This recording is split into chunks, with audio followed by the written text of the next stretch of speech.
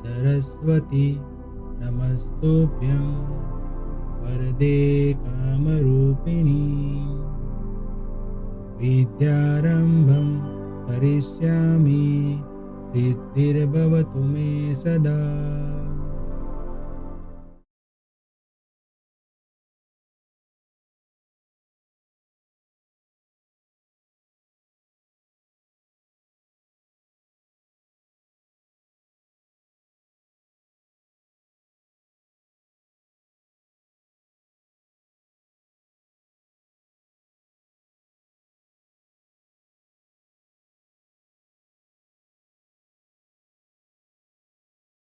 Hello everyone, welcome to Mantra learning.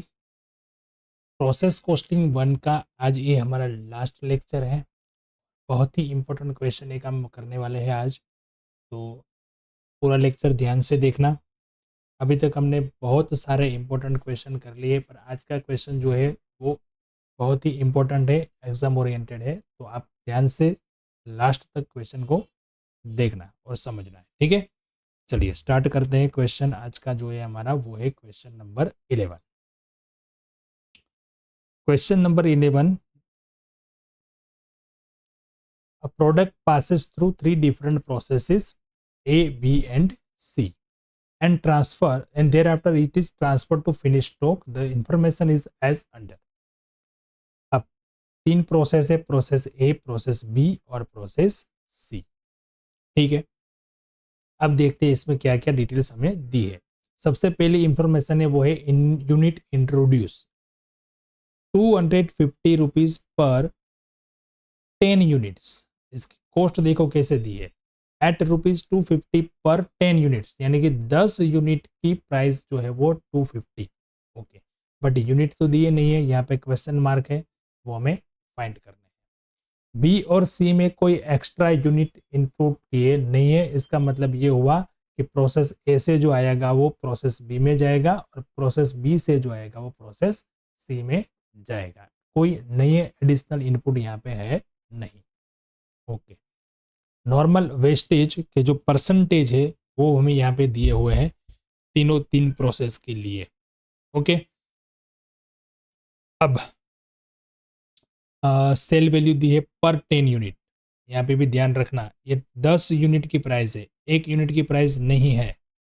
Okay, एब normal wastage यहाँ पे यूनिट्स में जो हम फाइंड करते हैं वो दिया है। एब नॉर्मल वेस्टेज हम कैलकुलेट करते हैं, वो हमें यहाँ पे प्रोवाइड किया है 100 यूनिट्स, इसमें नील, इसमें डैश मतलब कि नहीं।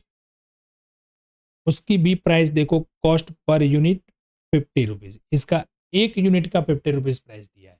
ओके, एब नॉर्मल गेन पर यूनिट की कॉस्ट 100 रुपीज, प्रोसेस ए में नहीं है क्योंकि इसमें एब नॉर्मल गेन है तो वेस्टेज है, तो इसमें दोनों एक साथ तो होते नहीं है।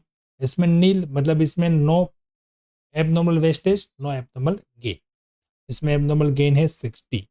Done. Normal cost of normal output, अब ये क्या है, normal cost of normal output per unit, इसका मतलब होता है प्रोसेस ए का जो आउटपुट होता है उसकी कॉस्ट, प्रोसेस बी का जो आउटपुट है उसकी कॉस्ट और प्रोसेस सी का जो है उसकी कॉस्ट, बट इसमें हमें ओनली प्रोवाइड की है प्रोसेस बी में ही। ऐसा क्यों, क्वेश्चन करेंगे तब समझ में आएगा ऐसा क्यों है। एक्चुअल प्रोडक्शन जो है वो परसेंटेज ऑफ इनपुट्स यानी 97.5% जो है वो एक्चुअल प्रोडक्शन है। बी और सी का हमें फाइंड करना है। डन। नाउ अदर इंफॉर्मेशन क्या है, the abnormal wastage was 66 2/3% of the normal wastage in process A. Process ए में जो एबनॉर्मल वेस्टेज है वो नॉर्मल वेस्टेज का 66 2/3 पॉइंट है, परसेंटेज है। एबनॉर्मल वेस्टेज नॉर्मल वेस्टेज का कितना परसेंटेज है वो दिया है। नॉर्मल वेस्टेज कितना है यहाँ पे दिया है, इनपुट यूनिट के इतने परसेंटेज है, बट इनपुट यूनिट नहीं दिए है तो नॉर्मल वेस्टेज नहीं मिलेगा। नॉर्मल वेस्टेज नहीं मिलेगा तो एबनॉर्मल वेस्टेज नहीं मिलेगा, बट यहाँ पे एबनॉर्मल वेस्टेज दिया है तो इससे रिवर्स कैलकुलेशन करके हमें नॉर्मल वेस्टेज फाइंड करना है, इसके ऊपर से हमें इनपुट यूनिट मिलेगा, बराबर। वो भी हम कैलकुलेट करेंगे, कैसे फाइंड करना है वो समझेंगे, बट यहाँ पे पहले इंफॉर्मेशन को कैसे समझना है, जो क्वेश्चन है कैसे समझना है वो ध्यान से देखना है। अगर आपको क्वेश्चन समझने के लिए आपने ज़्यादा टाइम दे दिया, मतलब 5 से 10 मिनट पूरी ध्यान से पढ़ लिया, तो उसको सॉल्व करने में इससे भी कम समय में आराम से कर लो। बट क्या क्या होता है, एग्जाम के अंदर ज़्यादा क्वेश्चन आया, ऊपर ऊपर से देखा, 2-4 चीज़ें ऐसी ध्यान में आ गई कि जो मुझे आती है, फटाफट से क्वेश्चन सोल्व करने की शुरुआत कर। फिर एक प्रोसेस, दूसरी प्रोसेस, तीसरी प्रोसेस में जाते समय मालूम पड़ा ये चीज़ तो मैंने ध्यान में ही नहीं थी। अब क्या होगा, तब स्ट्रेस आ जाता है, तब टेंशन आ जाता है, अभी टाइम बचा नहीं है, मैंने तो मेरा पूरा टाइम इसमें दे दिया। तो पहले क्वेश्चन को पहली लाइन से लास्ट लाइन तक पूरे वर्ड से ध्यान से पढ़ो, ध्यान से समझो, ठीक है। चलो आते हैं नेक्स्ट टॉपिक पे, नंबर 2 पे। Factory overhead to be considered as 33 1/3% of direct wages in all 3 processes. Factory expense और वेजेस दोनों है, बट यहाँ पे देखो कहीं पे इंफॉर्मेशन नहीं दी है। दोनों एक्सपेंस है, फैक्ट्री ओवरहेड भी है, डायरेक्ट वेजेस भी है, उसका रेशियो हमें यहाँ पे प्रोवाइड किया है कि फैक्ट्री एक्सपेंस जो है वो डायरेक्ट वेजेस का 33 1/3% है, और टोटल कितना है वो नहीं दिया है। फैक्ट्री एक्सपेंस कितना वो नहीं, वेजेस कितना वो भी नहीं दिया है। बस जो भी खर्चा है दोनों का, इसका मतलब हमें इसको फाइंड करना है। एक्सपेंस नहीं है ऐसा नहीं है, बट फाइंड करना है। Okay, from the above information prepare process account, abnormal wastage account और एबनॉर्मल गेन अकाउंट। सारी अकाउंट यहाँ पे प्रिपेयर करने हैं, बराबर है। तो क्वेश्चन के अंदर बहुत ही चीज़ें लिमिटेड दी है, ज़्यादातर जो चीज़ें है वो हमें फाइंड करने की है, मिसिंग फिगर जो है फाइंड करने के क्वेश्चन यहाँ पे ये है। ओके, चलिए सबसे पहले हम प्रोसेस 1 से स्टार्ट करते हैं, यानी कि प्रोसेस ए से स्टार्ट करते हैं। प्रोसेस ए का जब हम अकाउंट तैयार करेंगे तो हमें चाहिए सबसे पहले इनपुट यूनिट, जो यहाँ पे नहीं है। अब सोचते देखते किस तरीके से हम इसको सोल्व करते जा रहे हैं। इनपुट यूनिट नहीं है, नॉर्मल वेस्टेज है, ओके, उसका परसेंटेज ही है। सेल वैल्यू है उसकी, एबनॉर्मल वेस्टेज के यूनिट दिए हैं, तो जाते सीधा पॉइंट नंबर 1 पे एबनॉर्मल वेस्टेज का नॉर्मल वेस्टेज के साथ परसेंटेज दिए थे, तो यहीं से हम स्टार्ट कर सकते हैं, बराबर। नॉर्मल वेस्टेज नहीं है, बट नॉर्मल वेस्टेज हम सपोज एज्यूम कर सकते हैं। सपोज नॉर्मल वेस्टेज इतना है तो एबनॉर्मल वेस्टेज इतना होगा, क्योंकि उसका परसेंटेज दिया है। अब एबनॉर्मल वेस्टेज के यूनिट भी दिए हैं, तो यूनिट दिए है तो उसके हमें क्या मिलेगा, नॉर्मल वेस्टेज के यूनिट मिलेंगे। ओके, तो चलिए स्टार्ट करते हैं। हमें शुरुआत कहाँ से करनी वो यहाँ से पता चल गया। सबसे पहला प्रोसेस 1, क्या फाइंड करना है हमें, यहाँ पे इनपुट यूनिट फाइंड करना है। अब देखो ये लाइन दी थी हमें, एब नॉर्मल वेस्टेज जो है वो नॉर्मल वेस्टेज का इतना परसेंटेज है, 66 2/3%, यानी कि 66.66666%। कैलसी में मैंने लेक्चर में आपको बताया है कि ऐसे परसेंटेज आए तो आपको क्या करना है। कैलकुलेटर के अंदर जितने भी पॉइंट के बाद 6 आए उतना लिख के फिर परसेंटेज निकालना है, तो आपको एग्जैक्ट वैल्यू मिलेगी। सपोज इनपुट यूनिट मान लो कि इधर 100 है, इनपुट यूनिट फाइंड करने हैं। अगर मैं मान लेता हूँ कि सपोज मान लो कि इनपुट यूनिट कितना है 100, क्यों ऐसा क्यों करते हैं हम, तो समझो एबनॉर्मल वेस्टेज जो है नॉर्मल वेस्टेज का इतना परसेंटेज है। अगर मुझे नॉर्मल वेस्टेज मिला तो मुझे एबनॉर्मल वेस्टेज मिलेगा। अगर नॉर्मल वेस्टेज चाहिए तो उसके लिए क्या चाहिए, मुझे इनपुट यूनिट जो है नहीं, तो जो है नहीं बट परसेंटेज दिए है तो मैं उसको यहाँ पे एज्यूम कर लेता हूँ। सपोज मान लो कि 100 यूनिट जो है वो इनपुट यूनिट है, तो नॉर्मल वेस्टेज कितना होगा, 1.5% के हिसाब से 1.5 यूनिट। अब यहाँ पे वो मत कर लेना कि यूनिट कभी पॉइंट्स में नहीं होते, यहाँ पे हम एजम्पशन करके चल रहे हैं तो पॉइंट्स में आ सकते हैं। एग्जैक्ट एक्चुअल अमाउंट जब होती है वहां पे यूनिट जो है वो पॉइंट में नहीं होते, बराबर। चलो अब ये हो गया 1.5 आ गया नॉर्मल वेस्टेज के यूनिट। अब इसके मैं इतने परसेंटेज निकाल लूँ तो मुझे एबनॉर्मल वेस्टेज मिल जाएगा। कैसे, abnormal wastage is equal to 1.5 into 66.6666%, कितना आ गया, 1 यूनिट, बस 1 यूनिट एबनॉर्मल वेस्टेज होगा। अब एबनॉर्मल वेस्टेज 1 यूनिट है तो नॉर्मल वेस्टेज कितना है 1.5, एब नॉर्मल वेस्टेज के तो यूनिट हमें यहाँ पे एक्चुअल जो है वो प्रोवाइड किए थे, कितने थे 100, so how much it 100, so how much at 100 यानी 150, तो 150 यूनिट हमारा क्या मिल गया फ्रेंड्स, नॉर्मल वेस्टेज मिल गया।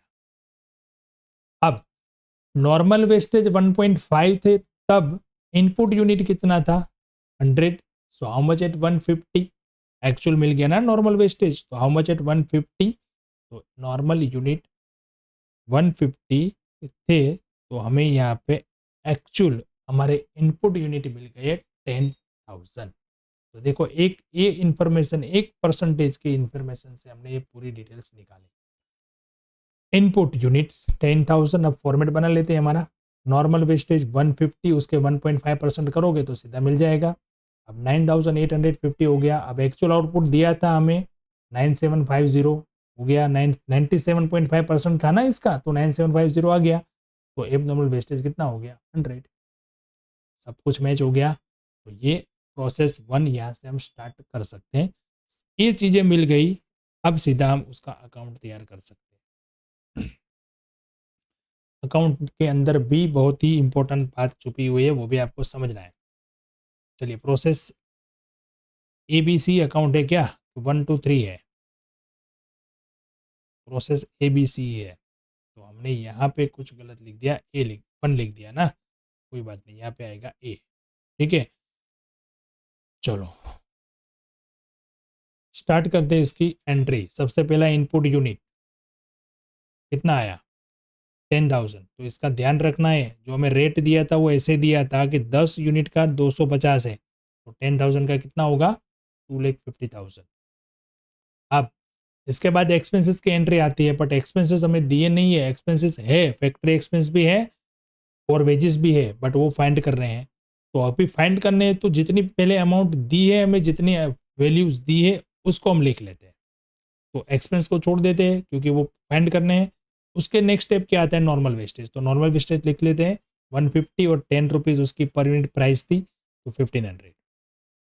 अब आता है उसके बाद एब नॉर्मल वेस्टेज। एब नॉर्मल वेस्टेज को हमें उसकी कॉस्ट फाइंड करनी पड़ती है, बट यहाँ पे एब नॉर्मल वेस्टेज की प्राइस दी हुई है। देखो मैंने पहले क्वेश्चन समझाने के टाइम बोला था ना कि यहाँ पे जो फाइंड करना होता है वो दिया है, और जो सब क्वेश्चन में दिया था एक्सपेंसेस वगैरह वो फाइंड करने हैं, मतलब उल्टा क्वेश्चन है।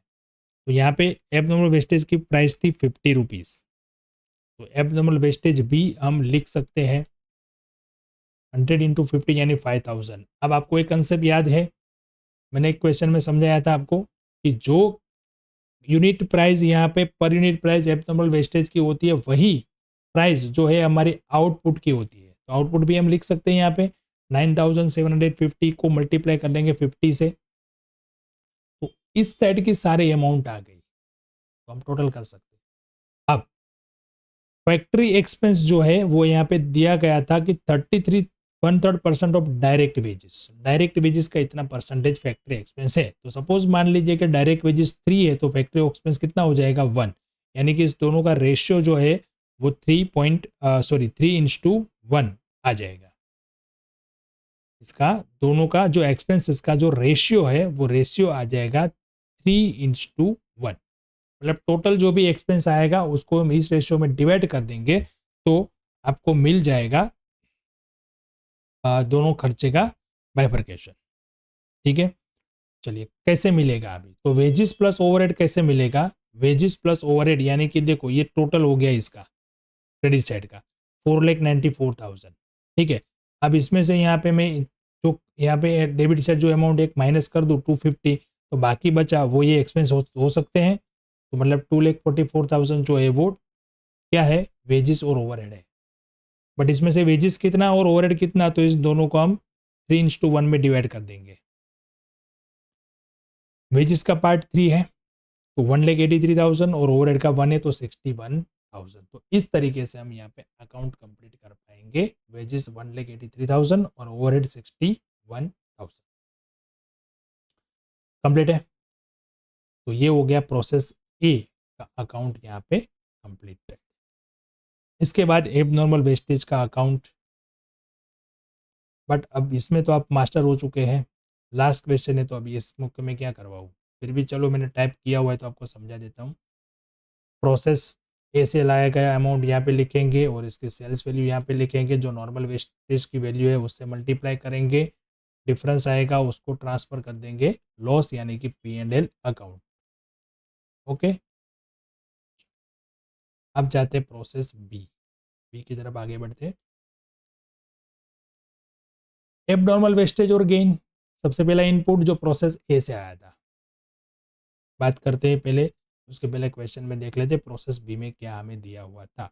नॉर्मल वेस्टेज कितने परसेंटेज था, नॉर्मल वेस्टेज का परसेंटेज देखो यहाँ पे कितना है 8%, काउंट कर सकते हैं। सेल्स वैल्यू दी है, नॉर्म एबनॉर्मल वेस्टेज भी नहीं है, एबनॉर्मल गेन भी नहीं है।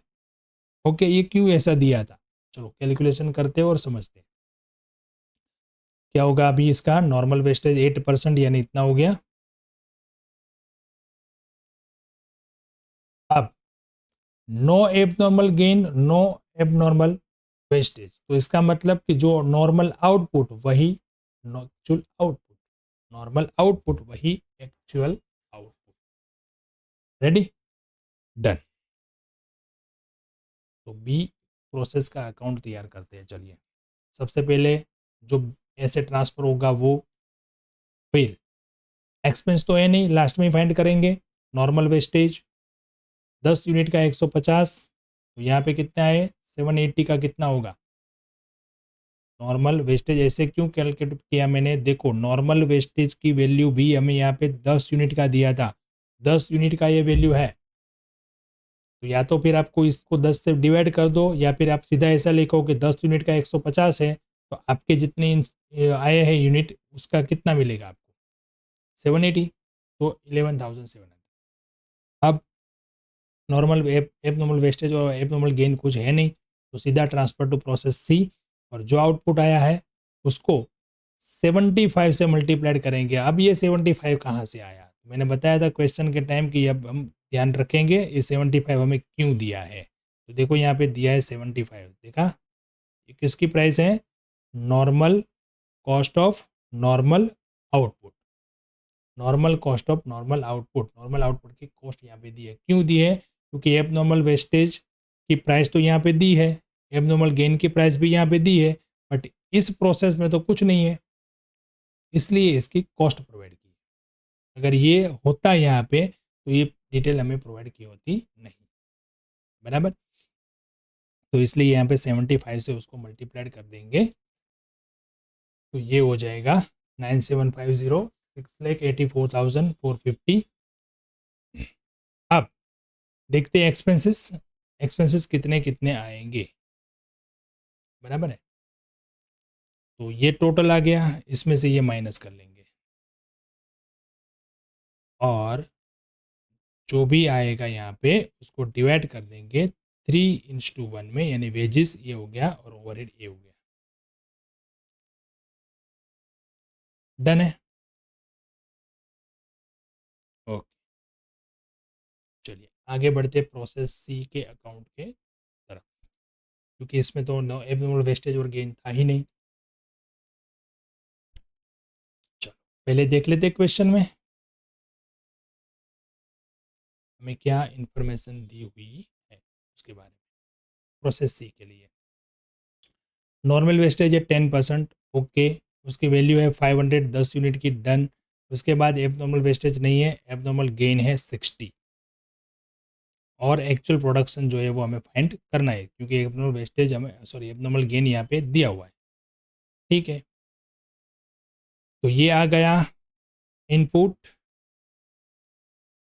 अब एब नॉर्मल वेस्टेज 10% था तो माइनस कर दिया 8073। एक्चुअल आउटपुट कैसे आया, क्योंकि एबनॉर्मल गेन था 60, तो 60 कैसे आएगा, माइनस में आएगा 60, तब ये एबनॉर्मल गेन होगा ना, तो 60 इसमें हमने प्लस कर दिया, तो एक्चुअल आउटपुट हो गया 8133। आप समझ रहे हो, नॉर्मल आउटपुट ये आया और 60 जो था वो एबनॉर्मल गेन था। अब 60 यहाँ पे माइनस में लाने के लिए मुझे इसमें 60 प्लस करने पड़ेंगे, तो ये हो गया actual output 8133। Okay, transfer from process B, process B से ये ट्रांसफ़र हुआ, नॉर्मल वेस्टेज की वैल्यू 10 का 500 था, 897 का कितना होगा लिख दिया।